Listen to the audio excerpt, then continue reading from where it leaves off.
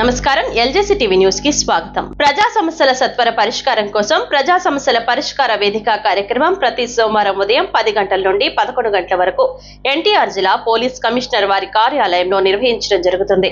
ఈ నేపథ్యంలో ఈ రోజు 28/7/2025 తేదీన పోలీస్ కమిషనర్ వారి కార్యాలయంలో ఎన్టీఆర్ జిల్లా పోలీస్ కమిషనర్ ఎస్వి రాజశేఖర్ బాబు ఐపీఎస్ గారి ఆదేశాల మేరకు డీసీపీ ఏబీటీఎస్ ఉదయరాణి ఐపీఎస్ గారు ప్రజా సమస్యల పరిష్కార వేదిక పబ్లిక్ గ్రీవెన్స్ రీడ్రాసల్ సిస్టమ్ కార్యక్రమాన్ని నిర్వహించి బాధితుల నుండి వివిధ సమస్యలకు సంబంధించి మొత్తం 70 ఫిర్యాదులపై బాధితులతో మాట్లాడటంతో పాటుగా దివ్యాంగులు వృద్ధుల వద్దకు నేరుగా వెళ్లి వారి సమస్యల గురించి అడిగి తెలుసుకుని వాటిని త్వరితగతిన పరిష్కరించాలని ఫోన్ ద్వారా సంబంధిత పోలీస్ స్టేషన్ ఎస్హెచ్ఓలతో మాట్లాడి సత్వరమే చర్యలు తీసుకోవాలని ఆదేశాలు జారీ చేయడమైనది.